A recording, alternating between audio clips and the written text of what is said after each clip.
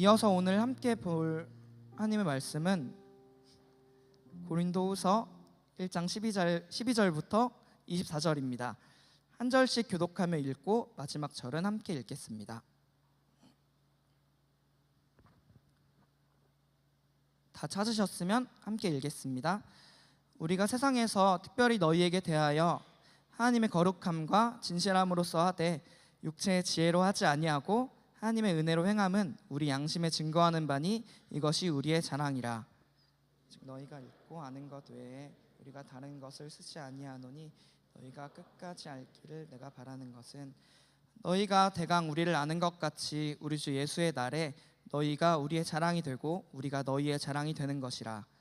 내가 이 확신을 가지고 너희로 두 번 은혜를 얻게 하기 위하여 먼저 너희에게 이르렀다가 너희를 지나 마게도냐에 갔다가 다시 마게도냐에서 너희에게 가서 너희가 보내줌으로 유대로 가기를 경영하였으니 이렇게 경영할 때 같이 경홀히 하였으리요 경영하기를 경영하여 아니라 하는 일이 내게 있었겠느냐. 하나님은 미쁘시니라. 우리가 너희에게 한 말은 예하고 아니라 함이 없노라. 부모대로 말미암아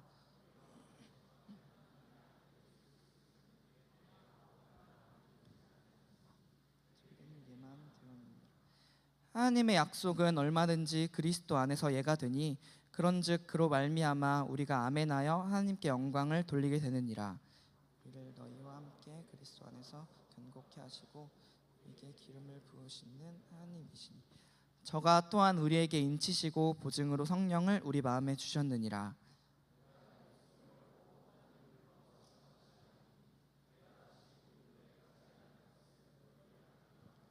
함께 읽겠습니다.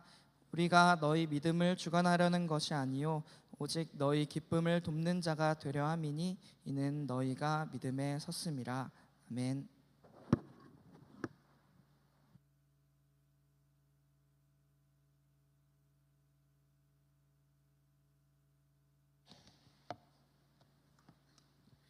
네, 우리 좌우 양옆에 있는 지체들 보면서 이렇게 인사했으면 좋겠습니다. 잘 오셨습니다. 이렇게 인사해 볼까요?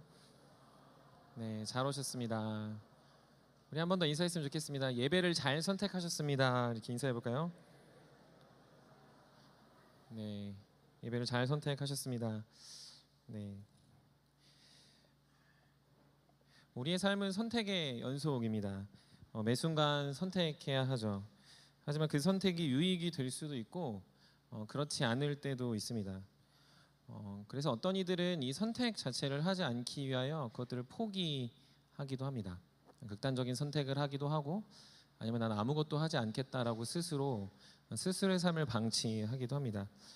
하지만 돌이켜보면 이 역시도 아무것도 선택하지 않기로 자신을 선택한 것이기 때문에 우리는 선택하지 않았다라고 말할 수 없습니다.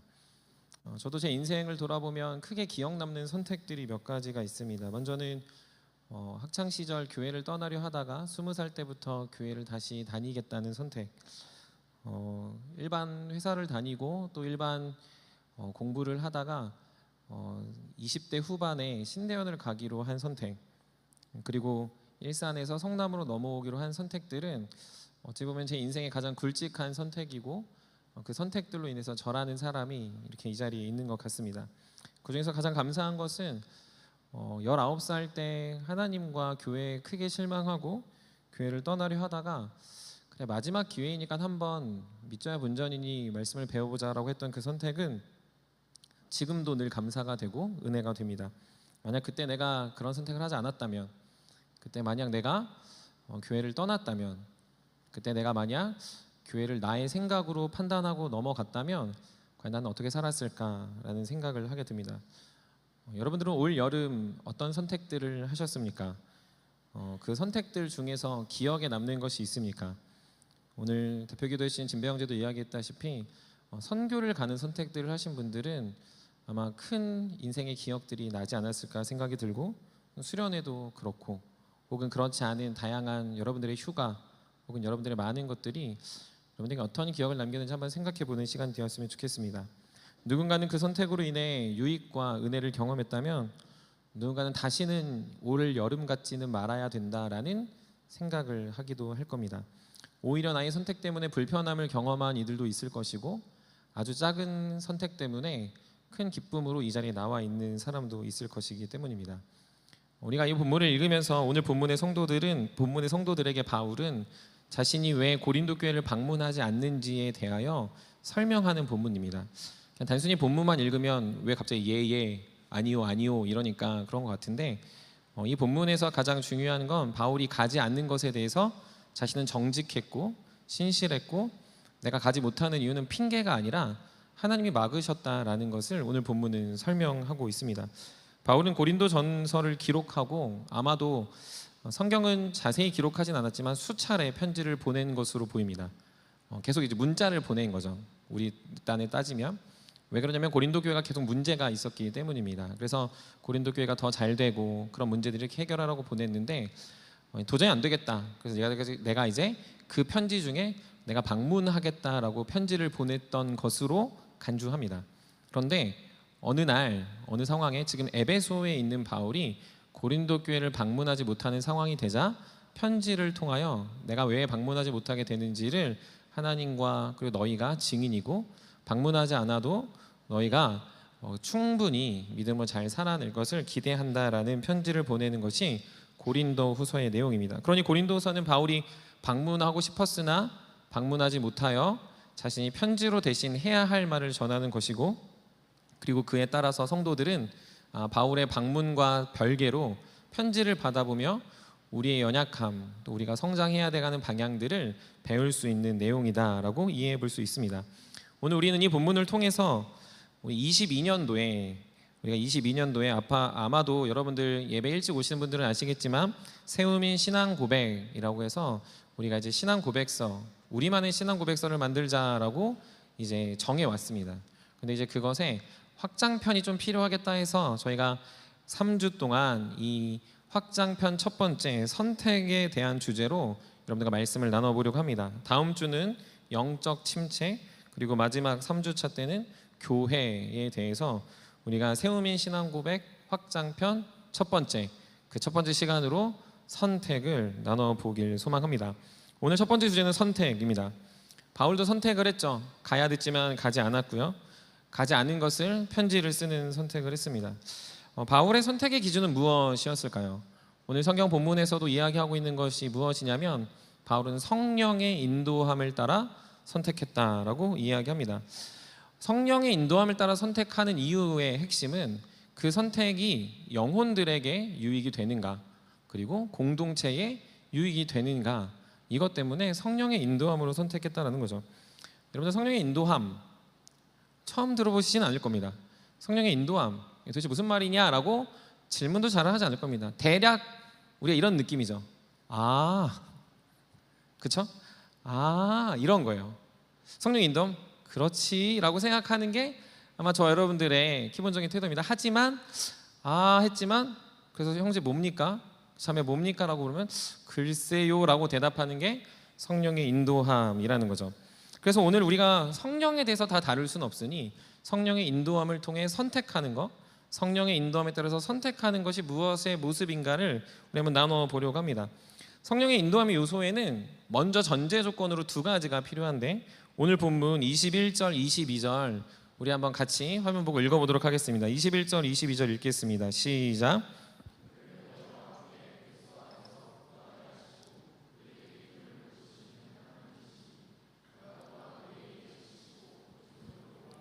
성령을 주셨느니라. 아멘. 여기서 가장 중요한 단어는 인치셨다라는 겁니다. 인치셨다라는 말은 도장 찍었다입니다. 내가 찍었어 이런 거죠. 여러분들 누구 뭐 좋아할 때 이렇게 찍었다 이렇게 표현하는 것처럼 소유권을 주장하는 겁니다. 그 주택도요 계약하고 도장을 찍어야 그게 내게 되고 계약금 아니고 잔금을 다 치러야 내게 됩니다. 마찬가지로 하나님은 여러분들을 찍으셨어요. 피값 주고 사셨고 여러분들을 구속했다. 즉 하나님이 직접 사셨다라는 표현을 여러분들을 인치셨다라는 거예요. 그러니까 성령의 인도함을 받으려면 전제 조건이 무엇입니까? 하나님이 여러분을 사셔야 합니다. 하나님이 여러분들을 구매하셔야 돼요. 무엇으로요? 예수 그리스도의 보혈로 구매한. 이것을 우리는 이런 상업적인 용어로 쓰지 않고 어떻게 하냐면 구속받았다, 구원받았다, 우리가 주의 백성이 됐다라는 것으로 이 인치심을 설명할 수 있습니다.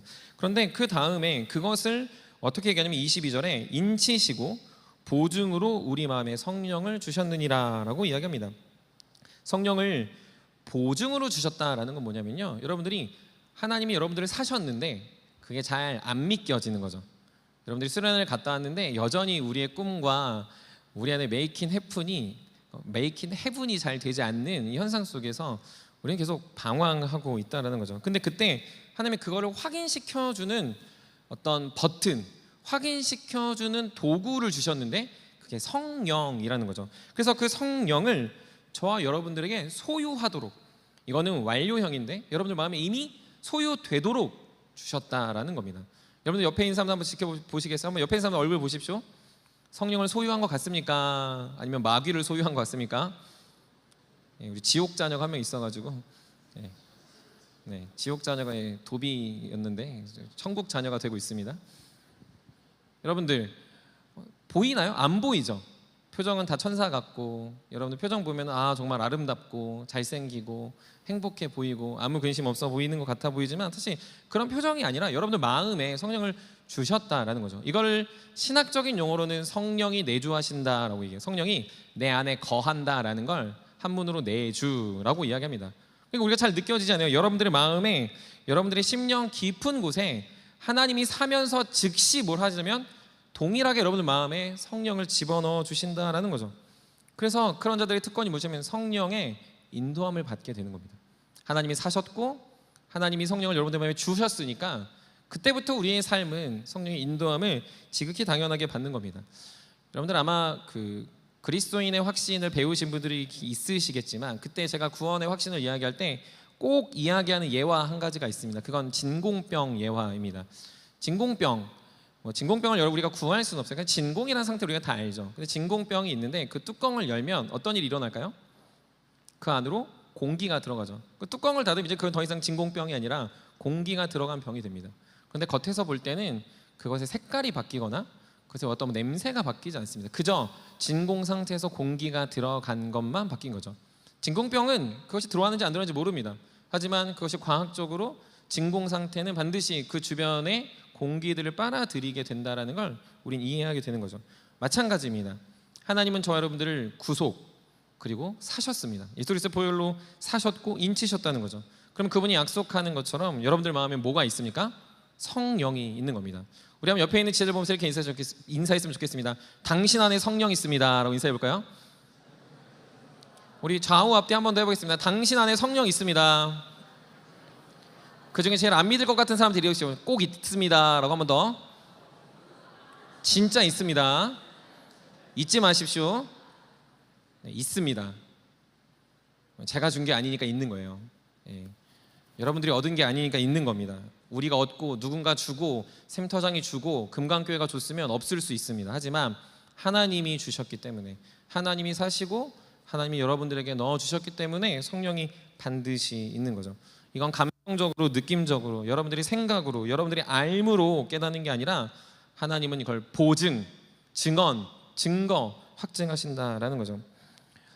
영화나 소설 같은 걸 보면은 사실 그런데 이런 태도들이 어느 순간 이제 변질됩니다. 우리 안에 같은 성령이 들어왔는데 변질될 수 있다라는 두려움이 생겨요. 여러분들 스타워즈 혹시 좋아하십니까? 스타워즈의 내용의 가장 그 기저의 세계관은 뭐냐면 포스라는 힘이 있습니다. 그래서 그거를 밝은 면을 쓰면 제다이고요.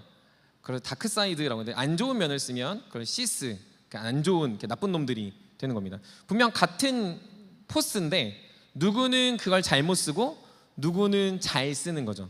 그래서 우리가 이런 세계관이 있어요. 성령이 들어왔는데 성령을 잘 쓰면 성도, 성령을 잘못 쓰면 뭐 귀신 들린 혹은 뭐 나쁜 사람이 되는 것처럼 여기는 거죠. 여러분 그런 일은 절대 존재하지 않습니다. 소설은 그렇게 말할 수 있어요. 세상은 그렇게 말할 수 있어요. 하지만 성령이 들어왔으면요 반드시 그 사람은 하나님의 백성으로 성령의 인도하심을 받게 된다는 거죠.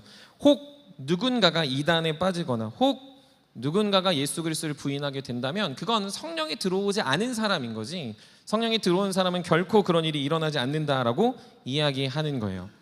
우리가 이제 강 목사님하고 지금 요한일서를 보고 계시는데 요한일서에서도 동일하죠. 성령이 들어온 하나님의 백성은 어떻죠? 하나님과 사귈 것이다가 아니라 사귐이 있다. 하나님의 성령이 들어온 사람은 하나님을 사랑한다. 하나님을 사랑하게 된다가 아니라 하나님을 사랑한다라는 거죠. 우리는 하나님의 빛에 거할 것이다가 아니라 빛에 거한다. 그건 다 완료형으로 계속 이야기하고 있는 거죠. 그건 나 때문이 아니라 성령이 여러분들을 그렇게 이끌고 가는 겁니다. 심지어 히브리서 6장에 보면요, 이런 표현이 있어요. 한번 빛을 받고 하늘의 은사를 맛보고 성령에 참여한 바 되고 하나님의 선한 말씀과 내세의 능력을 맛보고도 타락한 자들은 새롭게 할 수 없다라고 히브리서 6장에 보면 이런 기록이 있어요. 그래서 히브리서를 보다가 청년들이 이 본문을 가지고 물어봐요. 어떻게 물어보는지 아세요? 이렇게 물어봅니다. 목사님, 제가요 옛날에는 잘 살았거든요. 근데 어느 순간 죄도 짓고 주님의 은혜 안에 떨어지다 보니까 이 본문을 딱 봤는데 제가 타락해서 하나님이 저를 버리시는 것 아닌가라고 걱정이 됩니다. 혹시 여러분 그러지 않으신가요? 열심히 잘 살 때는 이 말씀이 별로 안 들어와요. 근데 잘 못 살 때 이 딱 말씀 보고 한 번 빛을 내가 봤어요. 은혜로웠을 때가 있어. 내 영적인 신앙의 피크가 있었어요. 근데 어느 순간 그게 저 나락으로 떨어질 때 이 말씀을 딱 보니까 성령에 참여한 바 되고 하나님의 선한 말씀과 내세의 능력을 맛보고도 타락한 자들은 새롭게 할 수 없다. 너무 우리 얘기잖아요. 맛을 봤었는데 지금 내 삶과 내 꼬라지를 보니까 나는 새롭게 할 수 없구나. 그치, 나는 글러 먹었어. 지옥 자녀는 끝났구나. 막 이런 생각이 우리 안에 계속 든다라는 거죠. 근데 놀라운 건 무엇인지 압니까? 이거는 여러분들을 향해서 쓰고 있는 게 아니라는 거예요. 다른 말로 하면 하나님이 인치시고 성령이 내주하는 여러분을 향해 쓰는 게 아니고요, 그러지 않은 사람이 이렇게 산다라는 겁니다. 다른 말로 바꾸면 성령이 들어온 사람은 이렇게 살 수 없으니까 비스무리하게 살아가는 여러분이요, 정신 차리십시오 이 얘기입니다. 비스무리하게 죄와 벗하며 살아가면 내가 구원받지 못했구나, 나는 죄인이구나, 그래 나는 구원받지 못해서 나는 저 지옥 끝자락에 있겠구나 생각하는 사람을 향하여 히브리 기자는 아니요, 당신은 구원받았습니다. 아니요, 당신은 빛 안에 있습니다. 당신은 한 번 빛을 맛본 게 아니라 빛 안에 거하고 하나님을 사랑하고 당신은 하나님과 영원한 사귐을 누리는 자입니다라고 히브리서 기자가 설명하고 있는 것이죠. 그러니 우리는 빛에 거하지 않는 게 불가능한 거예요. 성령을 받았는데 사랑하지 않는 게 불가능한 겁니다. 성령이 내주하는데 내가 성령의 인도하심을 받지 않는 게 불가능하다라는 거죠. 히브리서 기자와 성경은 계속 역설적으로 표현해요. 그러니 우리는 성령의 인도를 받는 건 라고 생각하는 게 정답입니다. 왜요? 우린 그렇게 살아가고 살아내고 살아낼 것이기 때문에.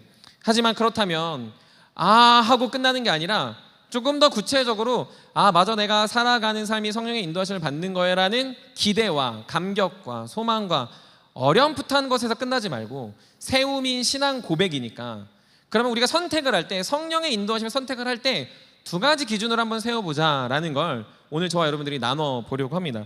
첫 번째로는요, 모두에게 평안함이 성령의 인도하심 하는구나라는 것을 적용해 볼 수 있는 거죠.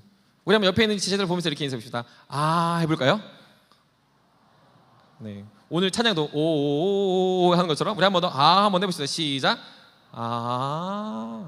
그래서 그랬구나, 이런 거예요. 근데 우리가 대부분 누군가를 선택할 때 어떤 거죠? 이래요. 이럽니다. 지금 연기하는 거 같나요? 제 내면, 신방할 때 제 내면의 소리예요. 아닌 것 같은데, 이런 생각이 들고 이렇게 평안히 있다. 이래요. 우리 한번 인사해 봅시다. 한번 해볼까요? 옆에 있는 지체들 보고 시작. 네, 잠 깨라는 겁니다. 오랜만에 설교해서 다 잘까봐. 네.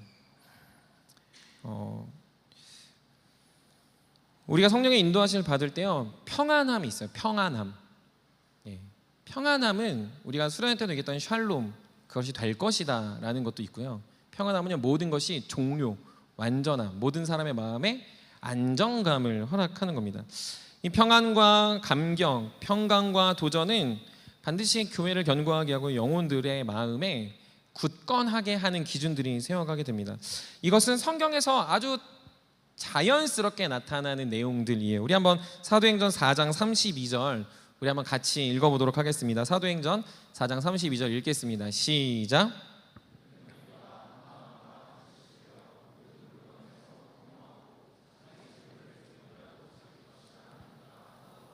아멘. 여러분 이거 보면 어떤 생각이세요? 이게 드세요? 아니면 이게 드세요? 이게 들죠? 이야, 이런 생각이 들잖아요. 성령의 인도하심은요, 2000년 전이 떠난 저와 여러분들도 이거 보면서 이야, 와, 막 평안이 생겨요. 그치, 우리도 이래야지. 그치, 나도 이러고 싶다라는 마음이 막 물밑들이 이런 거죠. 왜 그럴까요? 이것을 보면서 내 마음에 주님의 샬롬이 막 들어오는 거기 때문에, 내 안에 성령이요, 내 안에 샬롬을 계속 이렇게 그 물 끌어올리듯이 끌어올리기 때문에 우리가 하는 거죠.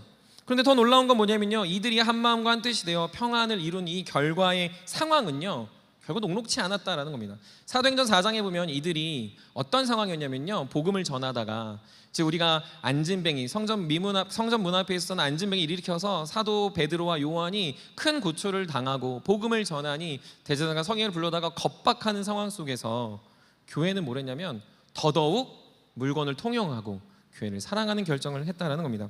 생각해 보십시오. 얼마나 두렵겠습니까? 복음을 전하고 모이고 그들이 한 몸 되어 예수 그리스도를 지켜내는 것이 얼마나 두려웠겠어요. 근데 그들은요, 그것이 하나님의 인도함, 오늘 말로 하면 성령의 인도함이라고 확신했던 건, 그럼에도 우리가 이 질서 안에서, 이 뜻 안에서 하나 되고 서로 물건을 통용하고 서로를 채워내는, 서로가 서로의 필요를 메꿔내는 것이 주님의 뜻이라는 확신을 각자의 마음속에 하게 됐다라는 거죠. 실질적으로 우리는 이게 얼마나 어려운지 압니다. 순간 해결해야 될 것이 있고요, 더 지식이 있어야 되고 더 능력이 있어야 될 것 같고 누군가가 인맥이 있어야 될 것 같고, 혹은 이런 상황에 우린 망했구나 하고 돌아가야 되는 상황인 거죠. 교회가 해산해야 되는 상황이고요, 교회는 주님을 모른다고 부인해도 그럴 수 있겠구나라고 하는 하지만 그래, 그럴 수 있겠지라고 생각하는 시점이 될 수 있다는 거죠. 하지만 그들 어떻게 했습니까? 성령의 인도하심, 성령이 인치시고 그들 안에 성령이 내주하니까요, 그들 모두가 아니야, 우리는 함께 모이고 물건을 서로 통용하며 함께 하나님 나라를 세워가야 된다는 것에 동의했다는 거죠. 그것은 누군가의 리더십, 누군가의 말, 누군가의 권면이 아니라 그 모든 사람 마음의 평안함으로 공유되고 지켜지는 질서였다는 겁니다. 이거 우리 삶에 좀 적용해 본다면, 조금 더 아주 자연스럽게 적용해 보면 이렇게 적용해 볼 수 있을 것 같습니다. 누군가를 좋아하는 마음이 드는 건 자연스러운 거예요. 좋아하셔도 됩니다. 하지만 가끔 교회 다니는 형제들이 얼토당토하는 이야기를 할 때가 있습니다. 왜냐하면 자매가 한다는 얘기는 못 들어서 제가 이렇게 얘기합니다. 죄송합니다. 형제들이 자매를 좋아할 때 이렇게 얘기해요. 마음이 생긴 거예요. 기도하는데 누구 자매가 마음에 확 들어왔어요. 그래서 그 자매를 찾아갑니다. 뭐 연락을 하든, 누구누구야 내가 늘 뭐 좋아하는 것 같아. 오케이, 여기까지 저는 인정합니다. 근데 그 자매는 그냥 좋은 오빠 동생 사이로 지냈으면 좋겠습니다. 여기까지 오케이. 근데 그 다음 형제의 문자가 옵니다. 어떻게 오는지 아세요? 교회 오빠 어떻게 할까요? 아니야, 기도해봤는데 하나님이 너래. 그 자매 말, 나는 그런 마음이 들지 않았어. 아니야, 너가 하나님의 뜻을 몰라서. 내가 기도해봤는데 나 며칠 기도했다, 나 금식 기도됐다. 너는 모르지만 나는 1년 동안 기도했어. 너가 잘 기도해봐야 돼 라고 말하는 건 평안이 이루어진 건가요? 아닌가요? 자매들? 이루어지지 않은 겁니다. 그럼 어떻게 하면 됩니까? 형제가 마음 접으면 되는 거예요. 평안이 둘러싸 이루어지지 않았으니까. 누군가는 마음이 확신, 오케이, 하나님이 그 사람에게 줬구나. 근데 자매한테 그걸 마음을 주지 않았죠. 그러면 아닌 겁니다. 근데 거기다 대고 아니야, 너가 잘못 생각했어. 눈을 똑바로 떠봐. 하나님을 봐봐. 내 안에 성령님을 봐봐. 너는 지금 하나님을 잘 모르는 거야. 내가 봤더니 넌 아직 신앙이 약해. 날 따라와. 잘못된 겁니다. 평안하지 않잖아요. 이거는 뭐 목사에서 말하는 게 아니고 평안하지 않은 상황인 거예요. 그냥 자매가 얼마나 불편하겠어요. 아니다 하면 아닌 거예요. 기억하십시오. 다시 얘기하지만 제가 형제들 스토리밖에 몰라서 얘기하지만 혹시 자매들 스토리가 있으면 얘기해 주세요. 다음번에 제가 자매들 스토리로 하겠습니다. 네, 형제들이 그런 이 망상에 쌓여 있어. 내가 기도하면 하나님 마음 주신다. 막 이런 웃지 못할 얘기인데요. 신대원 때는요 이런 사람도 있었대요. 신대원 때 전도사로 왔는데요. 지나다니는 여자 전도사님, 이성원 전도사님이 여자 전도사님이잖아요. 그래서 전도사님들이 다니면 기도하다가 이제 북쪽으로 가라고 했는데 만나는 첫 번째 여자 전도사님이 나의 짝이다. 뭐 이런 얘기를 교수님들한테 들은 적이 있습니다. 너무 웃기죠. 전도사로 왔는데도 그런 사람이 있다라는 거예요. 이거는 평안함에 대해서 잘 모르는 것이고 성령의 인도하심을 자신의 감정에 빗대어 생각하는 겁니다. 또 있습니다. 우리가 무언가를 진행하고 요즘 우리 청년부의 특징을 말하자면 TF 중독이다라고 저는 생각합니다. 뭔가 기획하고 모이고 회의하고, 우리가 하나님의 말씀을 상고해야 되는데 회의를 상고하는 시기에 살아가고 있어서 제 책임도 조금 있다고 생각하지만 뭐 좋습니다. 우리가 모이는 거 좋아요. 근데 어떤 거를 기획하고 진행하는 게 있어서 내가 밤새 고민한 거예요. 왔어요. 회의를 하는데 내 의견을 낸 거예요. 근데 뭐 표정이 이런 거예요. 그러면은 혼자 생각했잖아요. 열심히 난 밤새 생각했어. 이것들이 생각도 안 해놓고 다 따라. 지금 평안한 겁니까 아닙니까? 아니라는 거예요. 그때 어떻게 해야 돼요? 귀를 열고 왜 하는지를 듣는 것. 그게 공동체의 평안을 이룬 거죠. 만약에 목사가 제가 다 꿇어 이렇게 하는 거야. 물론 그런 영역이 있습니다.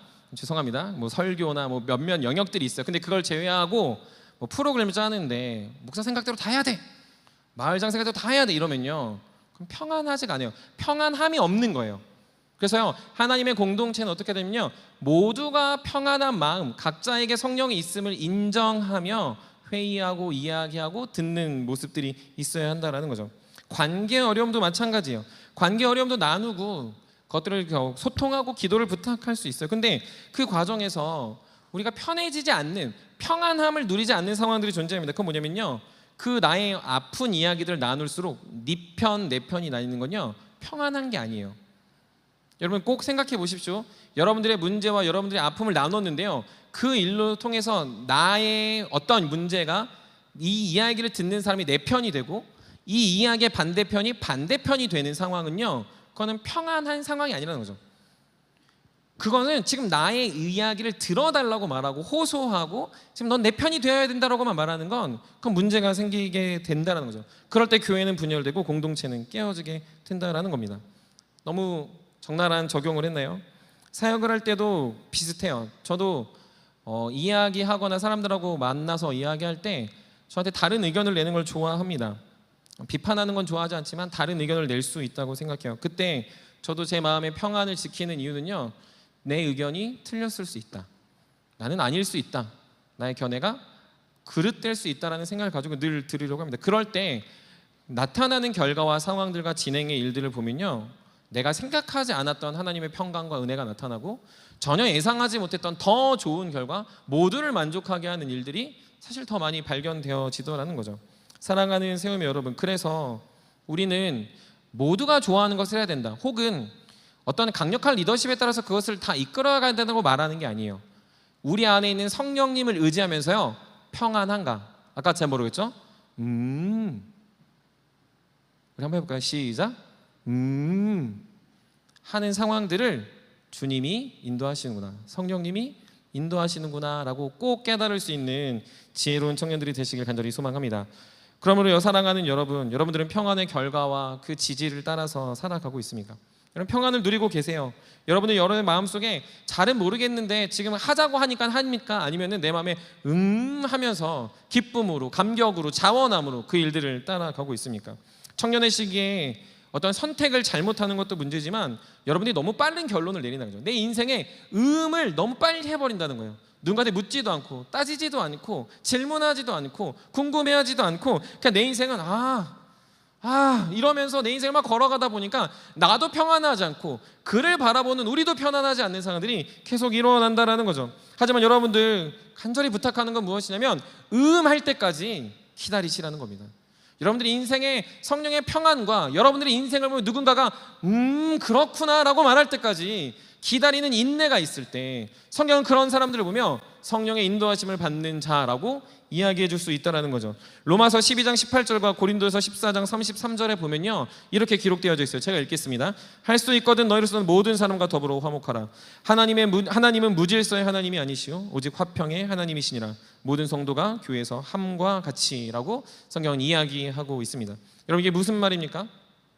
여러분 무슨 일을 하든지 화목, 그렇지, 내 마음속에 여러분들의 마음에 평안함이 막 드는 것으로 하나님이 나를 한 걸음 한 걸음 인도해 주신다라는 걸 확신하고 그 안에 살아낼 수 있는 청년들이 되시길 간절히 소망합니다. 바라기는 어린 나이일 때부터 좋아요. 45기일 때부터 좋아요. 제가 얼마 전에 어제 계산해 보니까 45기하고 저하고 22살 차이가 나더라고요. 그래가지고 이제 45기들이 날 되게 불편하겠다. 처음에 보니까 45기대로 얘기하면서 45기들이 죄송해요, 다 그런 건 아니죠, 이렇게 뒷걸음질 쳐요, 저랑 얘기할 때 이렇게. 그래가지고 내가 좀 이렇게 조심해야겠다라고 생각이 드는데, 여러분들 45기 아주 어렸을 때 20살 때부터 하는 삶을 살아내는 우리 45기들 지체들이 있으면 너무 좋겠고 또 그런 공동체의 분위기가 됐으면 좋겠습니다. 두 번째로는 이와 같은 건 우리가 다 동의하고 마음의 평안이라고 생각한다면요, 그와 정반대의 상황도 성령의 인도하심을 경험할 때가 있습니다. 그것은 무엇이냐면 성령의 인도하심 안에서 누군가는 더 큰 도전과 더 큰 십자가와 더 큰 헌신을 감당함을 통하여 우리 모두가 함께 믿음의 도약을 이루는 그런 성령의 인도하심이 있다는 거죠. 성경에서요 그런 경우가 있어요. 사도행전 20장에 보면 바울이 이제 예루살렘으로 돌아가야 되는 상황이었습니다. 바울과 예루살렘 잘 이렇게 상충이 안 되죠. 왜냐하면 바울은 예루살렘 하면 그냥 잘 돌아가는 거 아니라고 생각하지만 사도행전 20장쯤 상황이 됐을 때는요, 바울이 예루살렘으로 돌아갈 때 바울의 삶에 큰 어려움과 혼란이 생긴다라는 것을 성경은 증언합니다. 다른 말로 바울이 복음을 전하니까 그 예루살렘 교회가 바울이 탐탁지 않은 거예요. 바리새인과 서기관들이 바울을 잡으려고 이를 갈고 있는 시기였습니다. 그래서 바울이 예루살렘을 돌아가야 되는데 고민하다가 돌아가야 되는데 마지막으로 예배소 성도들을 불러다가 장로들을 불러다가 자신이 가야 된다라는 이야기를 합니다. 우리 한번 사도행전 20장 24절 우리 한번 같이 읽어보도록 하겠습니다. 읽겠습니다. 시작.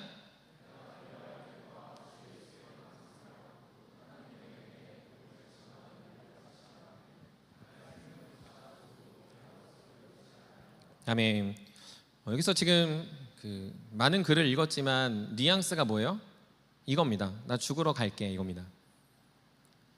사랑하는 성도 여러분, 전 죽으러 가겠습니다. 그럼 어떻게 하시겠어요? 제가 사랑하는 여러분, 저 죽으러 가겠습니다. 오! 와우, 그치? 목사님 역시 감사합니다. 저를 그렇게 믿어주셔서.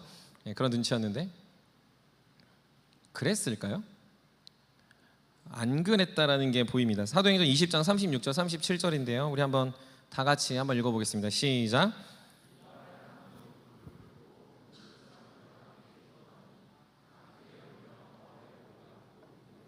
아멘. 무슨 얘기냐면 바울 사도, 바울 선생님, 바울 목사님 너무 좋은 뜻이에요. 하지만 그건 아닌 것 같습니다. 죽지는 맙시다. 우애합시다. 나중을 기약합시다. 그건 지금은 아닌 것 같습니다. 굳이 그렇게까지 살 필요는 없습니다 라고 이야기한 거죠. 근데 그들은 함께 기도하고 울고 입맞추고 전송하고 있습니다. 바울이 죽는 걸 누구보다 싫어했을 것이고 바울의 그 삶을 지지했을 것이고 그렇게 걸어가는 삶에 있어서 격려도 어떤 찬양도 어떤 말도 못하는 그들은 기도하며 바울을 보내주고 있는 거죠. 저도 사역을 하면서 도전을 받을 때가 있습니다. 간절히 바라는 건 여러분들이 저에게 꼭 도전을 주는 사람들이 됐으면 좋겠습니다. 물론 지금도 그러고 있지만 더 많이 도전을 줬으면 좋겠어요. 저는 어느 때 도전을 받느냐 하면요, 이럴 때 받습니다. 저는 그렇게까지 요청하진 않았습니다. 그런데 자신의 부르심에 따라 영혼들을 만나고 사역하고 교회와 그리고 지체들을 위해 자신의 인생을 불같이 내어 던지는 청년들을 볼 때 너무 도전이 됩니다. 저도 그렇게 살아가려고 하는데 그렇게까지 안 해도 되는데 라는 생각의 지점들이 분명히 있거든요. 그래도 만약에 얘기하면 여기서부터 여기까지 가라고 했는데 그걸 넘어서서 가는 사람들의 삶이 있을 때가 있어요. 나는 A만 했으면 좋겠는데 A도 하고 B도 하고 C도 하고, 나는 이 사람만 만났으면 좋겠는데 이 사람도 만나고 저 사람도 만나고 저 사람도 만나고, 나는 이 사람이 자기의 샘터만 관리했으면 좋겠었는데 청년들을 많이 만나면서 연약하고 장결자들을 만나고 신방하는 것들을 볼 때 너무너무 큰 도전을 받습니다. 나는 뭐 하고 있지라는 생각과 함께 그래, 나도 똑띠 살아야겠구나, 나도 더 목사답게 살아야겠구나라는 생각을 합니다. 뿐만 아니라 양육하며 샘터 모임을 준비할 때도 밤새 준비하는 샘터장들을 볼 때, 샘터원들이 먹으라고 밤새 음식을 준비하여 선물을 준비하는 것을 볼 때, 한 번의 만남이지만 그 만남에 배운 것들을 잘 정리하여 전달하려고 몇 시간을 반복하여 스스로 교육할 때, 그리고 그들의 삶 속에서 반복하며 나오는 눈물과 내용의 이야기가 영혼들일 때 그렇게 도전이 됩니다. 목사인 저도 그렇게 살아가려고 하는데 그렇게 살아가는, 여러분 다 직업이 있고 어떤 여러분의 역할이 있는데 그 안에서 저렇게까지는 안 해도 될 것 같은데, 그래도 일 좀 했으면 좋겠는데, 그래도 좀 건강 챙겨갔으면 좋겠는데, 그래도 좀 저축 좀 하지, 그래도 결혼하려면 좀 돈 좀 있어야 되는데 라고 생각이 드는 사람들이 있는데, 그 사람들이 자신 인생을 불같이 주님 앞에 불꽃으로 내어 던질 때 너무너무 도전이 돼요. 목사니까 말리지 못하겠어요. 하지 마세요, 이건 아니잖아요. 기도하겠습니다. 바울을 보내는 에베소 성도들과 함께 기도하는 거죠. 그들의 삶이 주님이 버리지 않았다는 걸 확신하게 하기 위해서. 비슷한 일들이 있어요. 가정 안에서도요. 청년들이 변해간다는 소식에 부모님들이 변한다는 소식을 듣습니다. 자녀들이 성경을 보니까 부모님들이 성경을 안 보는 것에 대해서 찔림이 있어 성경을 보고 마라톤 프로젝트를 참여하고, 자녀들이 잘 된다는 이야기 때문에, 자녀들이 교회를 사랑하는 이야기 때문에 오히려 교회로 돌아오는 부모님들의 이야기를 볼 때 부모님들도 여러분들의 믿음의 도전 앞에 찔림과 도전을 받아 한 발 한 발 나오게 된다는 거죠. 부부도 마찬가지입니다. 남편이 혹은 아내가 믿음이 없지만 내가 더 주님 앞에서 견고히 세워지려고 노력하는 상대 배우자의 모습을 바라보며 그 상대 배우자가 더 믿음의 견고에게 서야겠다라는 결정, 수고, 헌신을 하는 것들을 보게 된다는 거죠. 근데 이런 결정들은 사실 성경의 역사에 너무 많이 있고요. 성경의 이런 그 기독교 역사 안에 너무 흩어 뿌려져 있어요. 일제 강점기 시절 여러분 잘 알던 주기철 목사님, 순교자 2명 꼭 기억해라 하면 주기철 목사님과 손양원 목사님인데, 주기철 목사님은 신사참배를 거부한다는 이유, 일제 항일 운동도 있었겠지만 신사참배를 거부한다는 이유로 투옥이 되셨어요. 그리고 갖은 고문과 고통 속에서 그는 늘 회유를 받았습니다. 한 번만 해라, 한 번만 신사참배해라, 그러면 이렇게까지 하지 않겠다라는 거죠. 그때마다 찾아오는 성도들과 주변의 목회자들은 늘 회유했습니다. 목숨을 살리고 보자, 살고 보자, 언젠가 좋은 날 오지 않겠냐, 그냥 신사참배 한번 해라 라는 이야기였습니다. 근데 그때 그의 아내 오정모 여사, 오정모 사모님이죠. 이걸 보면서 저희 아내랑 비슷하다고 생각하는데, 오정모 여사는 그 면회를 와서 이렇게 얘기했답니다. 당신이 죽더라도 신앙을 지키는 것이 더 중요하니 그곳에서 죽으십시오. 이렇게 하면 안 돼요. 아내가 이런 말 하면 남편 상처받습니다. 제 아내가 저한테 이런 얘기하면 저도 상처받을 것 같아요. 티지만 상처받습니다. 아내가 남편의 죽음을 감히 요한다는 거 어려운 일입니다. 저희 아내는 항상 얘기합니다. 자기보다 늦게 죽으라고, 하루라도 늦게 죽으라고. 자기가 편하게 가야 되니까. 근데 여러분들, 이 사모님의 말에는요 뼈가 있고요 도전이 있습니다. 그건 뭐죠? 믿음의 도전을 하는 걸음 앞에 우리가 불편하고 연약함이 있더라도 함께 가고자 하는, 다시 한 번 더 도약하고자 하는 노력의 모습들이 생겨난다라는 거죠.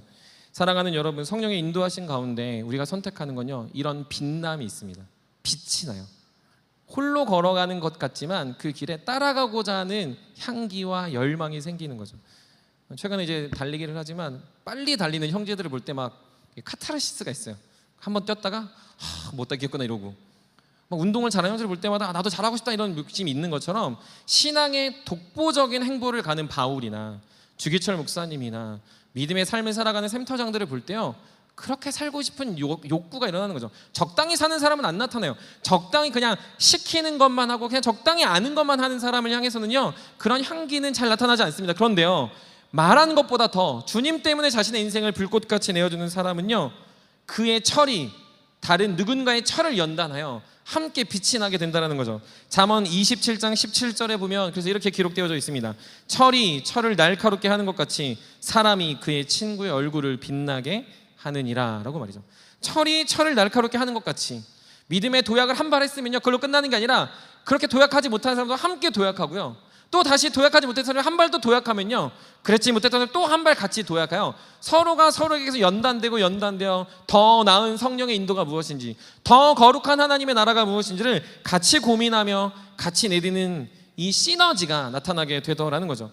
앞서 얘기했던 평안은 그냥 우리가 유지하고 보수하는 거였다면, 믿음의 도전 안에서 바울처럼 그 믿음의 계획을, 믿음의 뜻을 이루어갈 때 하나님은 그런 사람들을 통하여 더 큰 하나님의 역사와 주님의 복음을 드러내게 되더라는 겁니다. 사랑하는 세움의 여러분, 너무 사랑하는 세움의 모든 청년들이 이런 믿음의 도약과 도전을 할 수 있는 성령의 인도하심을 받길 간절히 주님의 이름으로 축복합니다.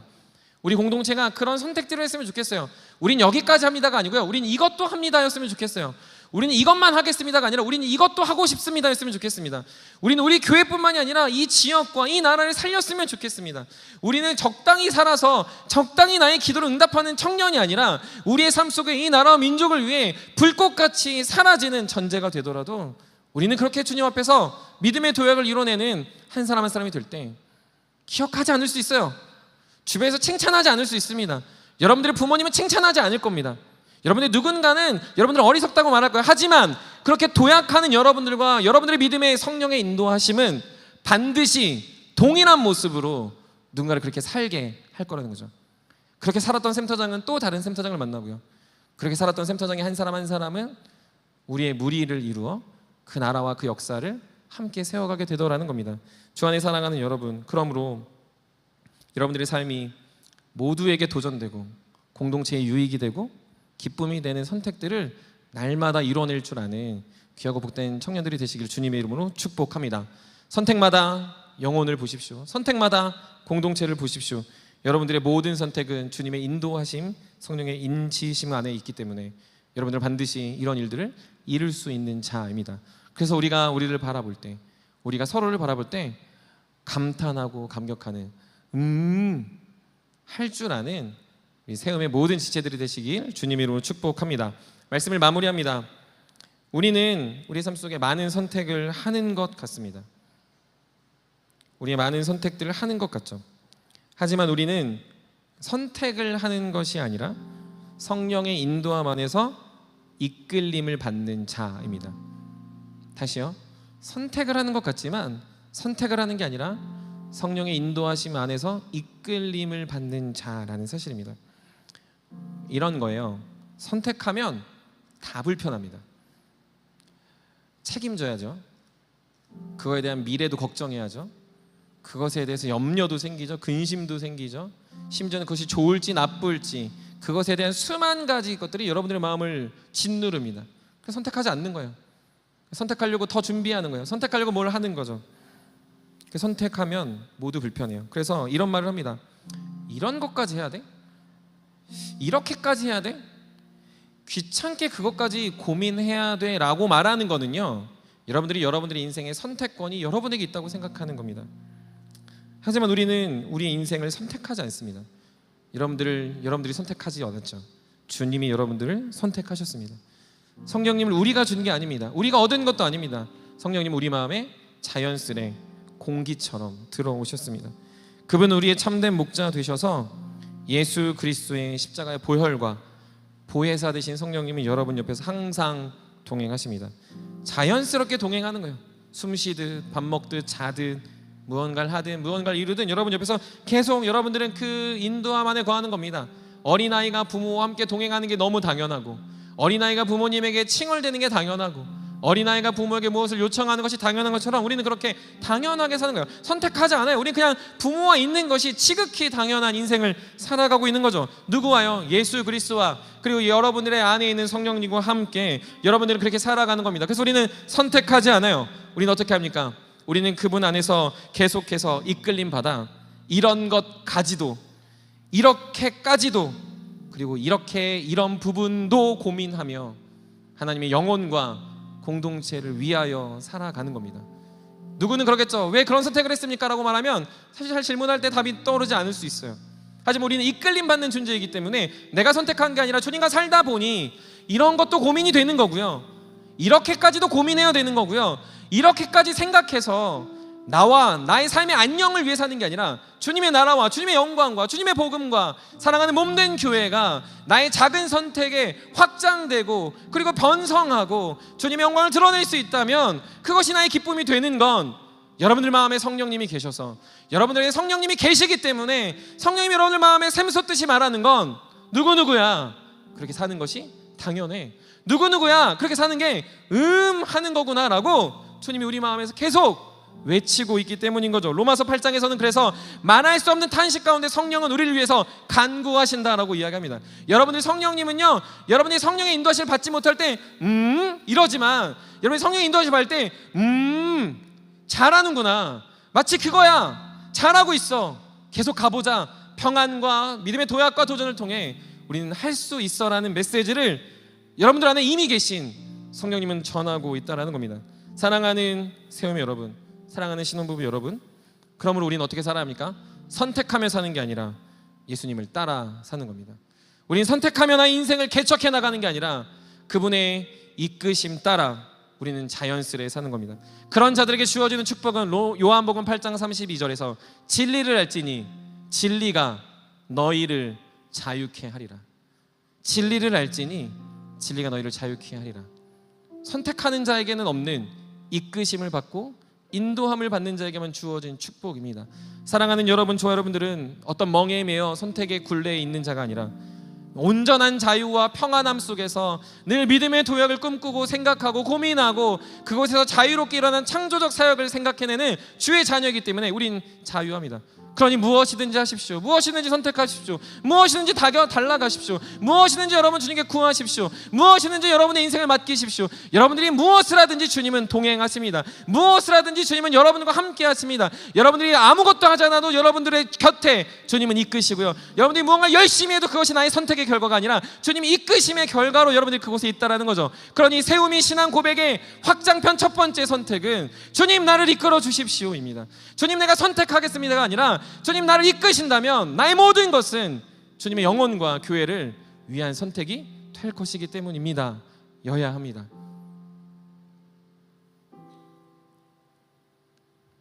그래서 우리 사랑하는 세움의 모든 청년들이 주님의 이끄심 안에서 올 하반기를 그렇게 이끌려가 아름다운 결과와 열매들, 평안과 믿음의 도약을 경험할 줄 아는 모든 자들이 되십시오. 예수 그리스도를 따라 살아가십시오. 그 안에 자유해지십시오. 주님은 여러분들을 통해 영광을 받으시고 그때 교회는 더욱 견고해질 겁니다. 여러분들의 선택의 총합이 아니라 여러분들의 인생의 총합이 주님과 동행하는 것이니 설령 그것이 음침한 골짜기, 사망의 골짜기를 할지라도 여러분의 생명은 안전함을 경험하게 될 것입니다. 그럼 여러분들은 선택하지 마시고 늘 주님의 인도함 따라 살아가십시오. 주님께 맡기십시오. 자유하십시오. 무엇이든지 하십시오. 도전하십시오. 또 도전하시고 또 도전하셔서 철이 철을 날카롭게 하는 것 같은 놀라운 은혜를 경험하시고 사랑하는 이 몸된 교회가 더욱 부흥하고 발전하는 것들을 보시고 하나님의 교회는 멸망하지 않고 계속해서 이 땅에 소망의 근원이 된다는 걸 체험하시길 바랍니다. 자유한 여러분, 성령의 인도함을 받는 여러분, 그리고 날마다 주님의 이끌음을 받는 우리는 세상에 우리의 선택이 틀리지 않았다. 내가 주님을 사랑하는 선택이 틀리지 않았다. 내가 예배드린 선택이 틀리지 않았다. 우리는 주님의 자녀라는 이 놀라운 선택받음이 틀리지 않았다는 걸 보여줄 줄 믿습니다. 그러면 하반기 우리 잘 따라갑시다. 하반기 승리합시다. 여러분의 삶에 영광과 은혜를 나타내실 그분을 바라보며 늘 믿음의 걸음과 믿음의 도약들이 우리 삶에 풍성히 나타나는 그런 우리 모든 청년들, 우리 신혼부부들이 되시기를 주님의 이름으로 간절히 축복합니다. 우리 다 같이 일어나서 우리 같이 찬양하며 기도의 자리로 나아가도록 하겠습니다.